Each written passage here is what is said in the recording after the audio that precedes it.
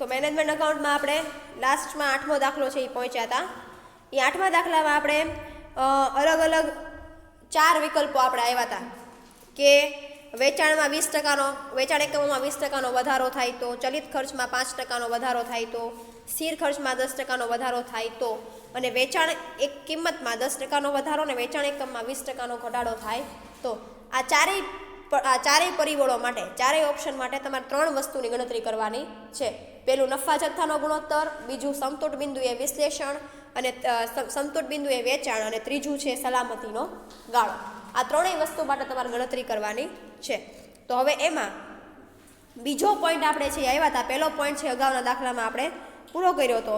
બીજા પોઈન્ટમાં તમને એવું કીધું છે કે ચલિત ખર્ચમાં 5%નો વધારો કરતા, ચલિત ખર્ચમાં 5%નો વધારો કરતા, બરાબર. તો ચલિત ખર્ચ તમને દાખલાની રકમમાં કેટલો આપ્યો છે? 40,000 આપ્યો છે કોષ્ટકમાં આગળ વિગતમાં, બરાબર. 40,000 આપ્યો ચલિત ખર્ચ. એમાં 5%નો વધારો કરો એટલે કેટલા થાય? 40,000ના 5%, 2,000, બરાબર. 5%નો વધારો એટલે કે 2,000 થાય. એટલે તમારો નવો ચલિત ખર્ચ કેટલો આવ્યો? 42,000 નવો ચલિત ખર્ચ, બરાબર. 42,000 આવ્યો. હવે તમારે શું કરવાનું? પહેલું ગોતવાનું છે નફા જથ્થાનો ગુણોત્તર. નફા જથ્થાનો ગુણોત્તર, જેને પીવી રેશિયો પણ કહેવાય, પ્રોફિટ વોલ્યુમ ગુણોત્તર, બરાબર. પીવી રેશિયો, પ્રોફિટ વોલ્યુમ ગુણોત્તર. સૂત્ર શું આવે? ફાળો છેદમાં વેચાણ ગુણ્યા 100. આમાં સૂત્રો આવડશે દાખલામાં, તો સૂત્ર આવડે તો દાખલા તમારી માટે કેવા થઈ જાય? સાવ હેલા થઈ જાય, હેલા. તો ફાળો, સૌથી પહેલાં શું શોધવાનું? ફાળો શોધવાનું સૂત્ર શું છે? વેચાણ માઇનસ ચલિત ખર્ચ. વેચાણ માઇનસ ચલિત ખર્ચ. વેચાણ તમને કેટલું આપેલું છે અગાઉ? 1 લાખ રૂપિયા. એમાંથી હવે તમારે કયો ચલિત ખર્ચ બાદ કરવાનો? ઉપર જે 42,000 વાળો તમને મળ્યો એ ચલિત ખર્ચ અત્યારે બાદ કરવાનો. કેટલા આવે? 58,000 રૂપિયા. નવો ચલિત ખર્ચ કેટલો આવ્યો? 58,000 આવ્યો. હવે એ ફાળાને અહીંયા સૂત્રમાં મૂકીએ આપણે, તો 58,000 ભાગ્યા 1 લાખ ગુણ્યા 100, 58%. આ થયો પહેલો આન્સર. બીજા ઓપ્શન માટે પહેલો આન્સર છે નફા જથ્થાનો ગુણોત્તર 58%. બીજું તમને શું શોધવાનું કીધું છે? સમતૂર બિંદુએ વેચાણ.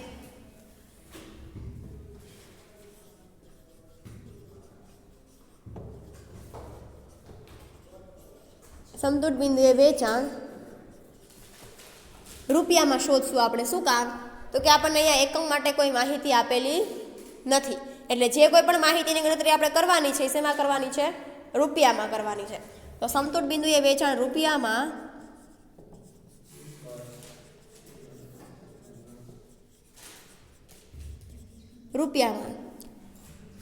હવે એના 2 સૂત્રો છે, બરાબર. કયું છે? તો કે સ્થિર ખર્ચ છેદમાં વેચાણ માઇનસ ચલિત ખર્ચ ગુણ્યા વેચાણ. એ સૂત્ર પ્રમાણે પણ તમે કરી શકો. અને એ તમે ન કરવું હોય તો જો તમને અહીંયા નફા જથ્થાનો ગુણોત્તર મળી ગયો છે તો નફા જથ્થાના ગુણોત્તર પ્રમાણે પણ તમે કરી શકો. કેવી રીતે? તો કે સ્થિર ખર્ચ ભાગ્યા નફા જથ્થાનો ગુણોત્તર. એટલે આપણે એ કરીએ તો આપણને વધારે સરળ પડે.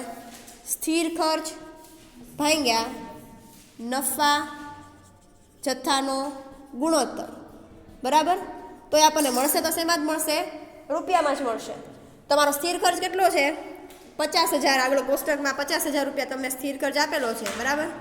તો 50,000 ભાગ્યા નફા જથ્થાના ગુણોત્તરનો આન્સર શું આવ્યો? 58%. એ તમારે અહીંયા ભાગ્યા છેદમાં કરવાનું. કેટલા આવશે? 50,000 ભાગ્યા 58% કરો. 50,000 કરો તો હાલો તો કેલ્ક્યુલેટરમાં 50,000 ભાગ્યા 58%ની સાઈન કરો. કેટલો આવે? 86,000 86,206.8 86,206.8 રૂપિયા. બરાબર. આ વાત થઈ છે ને સમતૂર બિંદુએ વેચાણની. હવે ત્રીજું શું ગોતવાનું કીધું તમને? સલામતીનો ગાળો. સલામતીના ગાળાનું સૂત્ર શું આવે? ખરેખર વેચાણ રૂપિયામાં માઇનસ સમતૂર બિંદુએ વેચાણ રૂપિયામાં. ખરેખર વેચાણ કેટલું આવશે અહીંયા? 1,00,000 રૂપિયા. કેવી રીતે? તો કે તમને કંપની વેચાણ કેટલા રૂપિયાનું કરે છે? 1,00,000 રૂપિયાનું કરે છે. અગાઉના દાખલામાં આપણે 1,20,000 લીધા હતા. શું કામ લીધા હતા? તો કે અગાઉના દાખલામાં વેચાણ છે એમાં વધારો થતો હતો, એટલા માટે આપણે જે વધેલું વેચાણ આવ્યું હતું એના ઉપર છે એ આપણે સરેરાશ છે, સલામતીનો ગાળો છે એ ગણતરી કરી હતી. અગાઉનું જે ઓપ્શન છે એમાં જુઓ તો સલામતીના ગાળા માટે ખરેખર વેચાણ છે ત્યાં તમે 1,20,000 રૂપિયા લીધા હતા. બરાબર. 1,20,000 માંથી તમે 83,333 બાદ કર્યા હતા. શું કામ એ 1,20,000 તમે લીધા હતા? તો કે ત્યારે તમારા વેચાણમાં શું થતો હતો? વધારો. 20% વેચાણમાં વધારો થતો હતો, એટલે તમને જુઓ અહીંયા મળતું હતું 1,20,000 વેચાણ. એટલા માટે આપણે 20,000 લીધું હતું. 1,20,000. અહીંયા તમને કાંઈ વેચાણ વિશે ફેરફાર આપ્યો નથી, એટલે તમારું જેટલું કોષ્ટકમાં રકમમાં વેચાણ આપ્યું હોય એ જ તમારું ખરેખર વેચાણ થાય. એટલે 1,00,000 માંથી સમતૂર બિંદુએ વેચાણ છે એ કેટલું આવ્યું? આ 86,206.8 86,206.8 એટલે કે સલામતીનો ગાળો 1,00,000 માંથી 86,208 બાદ કરો 13,793.2 13,793.2 રૂપિયા. સમજાય છે? ગુલાબ સમજાણું? પ્રતીક સમજાણું? પ્રતીક સમજાણું? ન સમજાણું? સમજાણું? ધ્યાન જ નથી તારું તો અહીંયા જુઓ.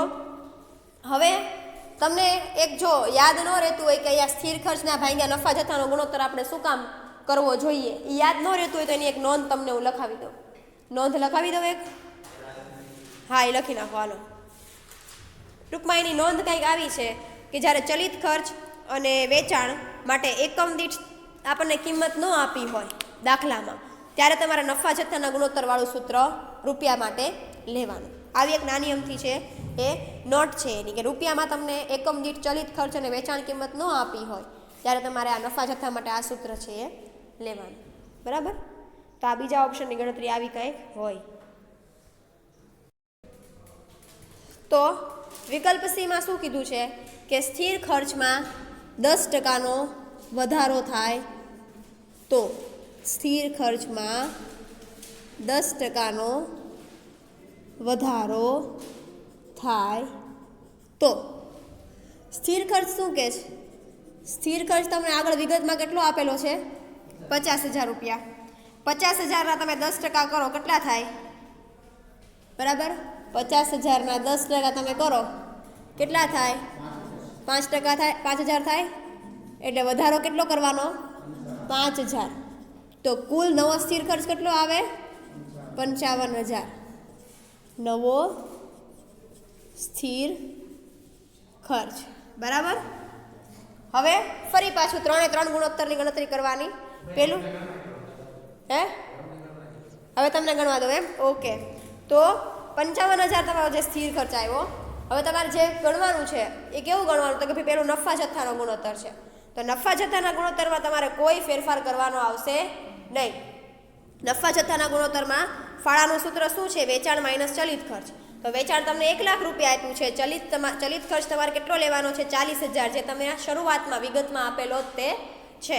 એટલે કે 10,000 માઇનસ 40,000 કરો એટલે 60,000 રૂપિયા આવશે. તો 60,000 રૂપિયા તમારો ફાળો આવે. તમારો વેચાણ ચલિત ખર્ચ નફા જથ્થાનો ગુણોત્તર શું થાય? વેચાણ ભાગ્યા ફાળો ભાગ્યા વેચાણ ગુણ્યા ચલિત ખર્ચ. એટલે કે ફાળો કેટલો મળ્યો? 60,000. 60,000 ભાગ્યા 1,00,000 રૂપિયા વેચાણ ગુણ્યા 100 એટલે આન્સર આવશે કેટલો? 60,000. બરાબર. હા, પણ મારે વિડીયો તો બનાવવાનો હોય ને. એટલે હું બોલું છું. સમતૂર બિંદુએ વેચાણ છે રૂપિયામાં, તો સમતૂર બિંદુએ વેચાણ રૂપિયામાં જે છે એમાં આપણે જો સૂત્ર જોઈએ રૂપિયા માટેનું, તો સ્થિર ખર્ચ ભાગ્યા નફા જથ્થા ગુણોત્તર તમે કરો તો સ્થિર ખર્ચ તમારો હવે કેટલો તમારે લેવાનો થશે? 55,000 રૂપિયા, બરાબર, કારણ કે નવો સ્થિર ખર્ચ આપણે ઈ ગોત્યો છે એટલા માટે. તો 55,000 ભાગ્યા 60% એટલે મળે તમને 91,667 રૂપિયા નફા સમતૂર બિંદુએ વેચાણ. ત્રીજું છે સલામતીનો ગાળો. સલામતીના ગાળાનું સૂત્ર શું હોય? ખરેખર વેચાણ માઇનસ સમતૂર બિંદુએ વેચાણ. ખરેખર વેચાણ કેટલું છે તમારું? 1 લાખ રૂપિયા, જે તમને આગળ આપેલું જ છે વિગતમાં. એમાંથી માઇનસ કરવાનું તમને જેટલું સમતૂર બિંદુએ વેચાણ મળ્યું, કેટલું મળ્યું? 91,667. એ માઇનસ કરો એટલે તમને મળે 8,333 રૂપિયા સલામતીનો ગાળો. સમજાણું? ઓકે, હવે આવશે આપણે ચોથો વિકલ્પ. તો હવે હું સ્ટોપ થઈ જાઉં છું પાછી. તો ચોથો વિકલ્પ છે એ શું કહે છે કે વેચાણ કિંમતમાં 10%નો વધારો અને વેચાણ એકમોમાં 20%નો ઘટાડો. હવે તમે આગળ રકમ જુઓ. રકમમાં તમને વિગતમાં કૌંસમાં તમને એવું કીધું છે વેચાણની બાજુમાં કે વેચાણના એકમો કેટલા છે? 1 લાખ એકમો છે, બરાબર. જુઓ આ વિગત છે એમાં વેચાણના એકમો જે છે એ તમને કૌંસમાં કીધું છે 1,000 એકમ છે. તો આપણે 1,000 એકમના વેચાણો છે એકમો છે એમાં તમારે કેટલા ટકાનો ઘટાડો કરવાનો છે? 20%નો ઘટાડો કરવાનો છે. કેવી રીતે થશે? તો કે ભાઈ વેચાણ એકમો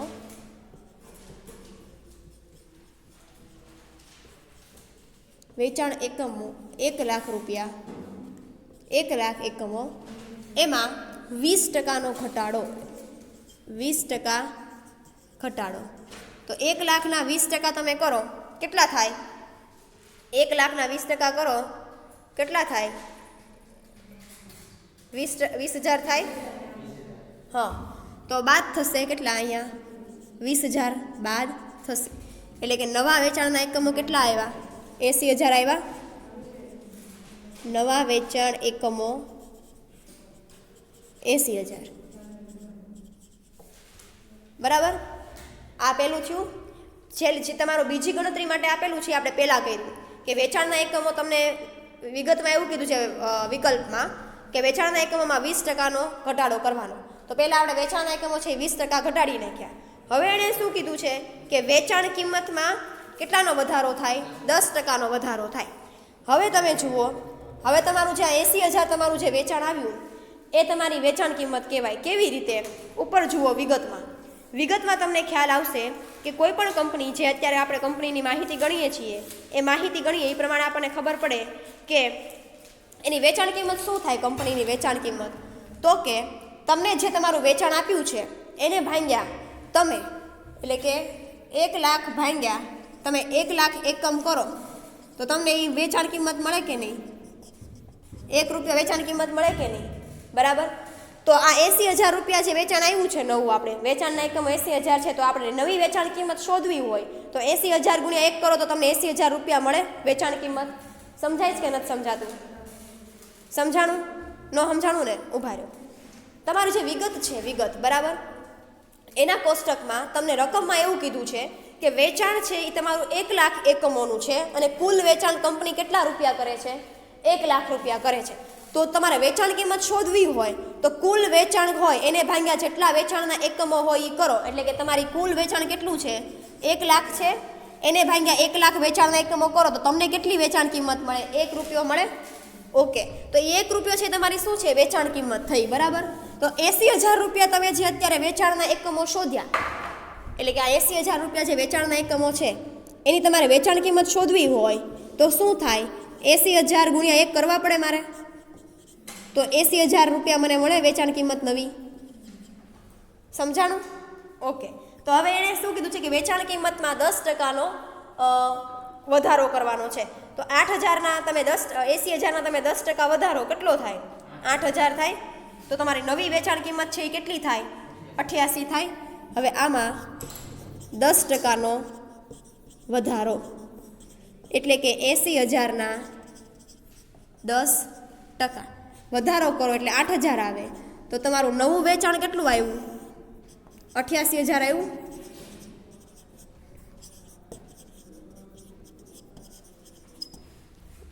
આટલી ખબર પડી. હવે તમારે શું કરવાનું? હવે મેં તમને એક વખત એવું કીધું હતું કે જો તમારા વેચાણના એકમોમાં ફેરફાર થાય તો તમારા ચલિત ખર્ચમાં પણ શું થશે? ફેરફાર થશે. બરાબર? શું કીધું હતું મેં? વેચાણના એકમોમાં ફેરફાર થાય તો તમારા ચલિત ખર્ચમાં પણ તમારે ફેરફાર કરવો પડે. અહીંયા તમારા વેચાણના એકમો છે એ ઘટી ગયા છે 20%, તો એની સામે તમારા ચલિત ખર્ચ પણ ઘટાડો થશે, ચલિત ખર્ચમાં પણ ફેરફાર આવશે. તો એ કેવી રીતે શોધવાનો? તો કે અહીંયા આપણે હવે કરીએ ચલિત ખર્ચની ગણતરી.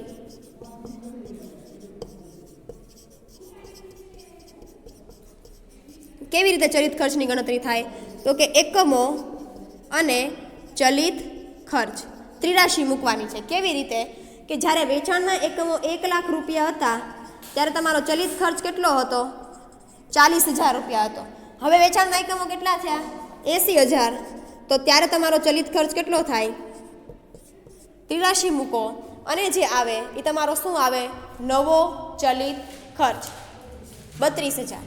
એટલે કે 40,000 ગુણ્યા 80,000 ભાગ્યા 100. એટલે નવો ચલિત ખર્ચ કેટલો આવે? 32,000 રૂપિયા આવે. એટલે કે આ દાખલામાં હવે તમારે જો વેચાણ તમને કહે તો વેચાણ તમારે 80,000 રૂપિયા લેવાનું થાય અને ચલિત ખર્ચ તમને કહે તો ચલિત ખર્ચ હવે તમારે કેટલો લેવાનો થશે? 32,000 રૂપિયા લેવાનો થશે. હે નહીં, 88,000 તમારું નવું વેચાણ. હા 88,000, સોરી, આ 88,000. મતલબ હવે આપણે આગળ જોશું કેવી રીતે દાખલો થાય છે એ રીતે. બરાબર? તો ખાસ 2 વસ્તુ યાદ રાખવાની છે. એક, જ્યારે વેચાણના એકમોમાં વધારો ઘટાડો થાય એટલે તમારા ચલિત ખર્ચમાં પણ વધારો ઘટાડો થશે. બરાબર? આ એક વસ્તુ છે, અગાઉ મેં નોંધ લખાવી હતી તે, અત્યારે ફરી એક વખત કહી દઉં છું. તો હવે તમે ગણતરી કરો. હવે તમારે શું શોધવાનું છે? નફા જથ્થાનો ગુણોત્તર શોધવાનો છે, સમતૂર બિંદુએ વેચાણ શોધવાનું છે અને સલામતીનો ગાળો છે એ શોધવાનો છે. તો હવે પહેલું આપણે શોધીએ નફા જથ્થાનો ગુણોત્તર. નફા જથ્થાનો ગુણોત્તર સૂત્ર શું આવે? ફાળો છેદમાં વેચાણ ગુણ્યા 100. ફાળા માટે શું સૂત્ર છે? ફાળો બરાબર વેચાણ માઇનસ ચલિત ખર્ચ. વેચાણ કેટલું આવશે હવે? 88,000. બરાબર? સોરી એ વેચાણ એકમો છે. 88,000 વેચાણ આવશે. 88,000 માઇનસ ચલિત ખર્ચ કેટલો શોધ્યો આપણે અહીંયા નવો? 32,000. તો 32,000 બાદ કરો કેટલા આવશે? 36,000 આવે. 88,000 માંથી 32,000 બાદ કરો 56,000. સોરી, 56,000. સમજાણું? હવે તમારે ફાળો જ્યાં નફા જથ્થાના ગુણોત્તરમાં જ્યાં ફાળો હોય ત્યાં હવે તમારે કેટલા લેવાના? 56,000. એટલે કે 56,000 ભાગ્યા 88,000 ગુણ્યા 100 જે આવે એ તમારો નફા જથ્થાનો ગુણોત્તર કેટલો આવે છે? 63.64. ક્લિયર થાય છે કે નથી થતું? સમજાણું? હે ગુલાબ? ઓકે. તને થઈ ગયું? શું થઈ ગયું? સમજાવ મને. સમતૂર બિંદુએ વેચાણ રૂપિયામાં સૂત્ર શું છે? સમતૂર બિંદુએ વેચાણ રૂપિયામાં સ્થિર ખર્ચ ભાગ્યા નફા જથ્થાનો ગુણોત્તર. સ્થિર ખર્ચ ભાગ્યા નફા જથ્થાનો ગુણોત્તર. સ્થિર ખર્ચ કેટલો છે? 50,000 ભાગ્યા નફા જથ્થાનો ગુણોત્તર. ઉપર આન્સર આપણને કેટલો મળ્યો? 63.64%. ભાગાકાર કરો ને જે આવે એ તમારો શું થાય? સમતૂર બિંદુએ વેચાણ રૂપિયામાં 50,000 તમારો સ્થિર ખર્ચ આપેલો જ છે. ઉપર આન્સર મળ્યો નફા જથ્થાના ગુણોત્તરનો 63.64, એટલે મળે 78,568. બરાબર? 50,000 ભાગ્યા 63.64 કરો કેટલા ટકા? 78,567 રૂપિયા આવશે. થાય છે? નથી આવતો? ઓકે. અને હવે સલામતીનો ગાળો જે છે એ અહીંયા ગણી નાખું છું.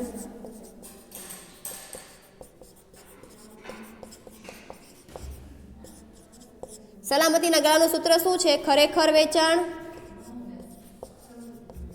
માઇનસ સમતૂટ બિંદુએ વેચાણ. ખરેખર વેચાણ કેટલું આવે?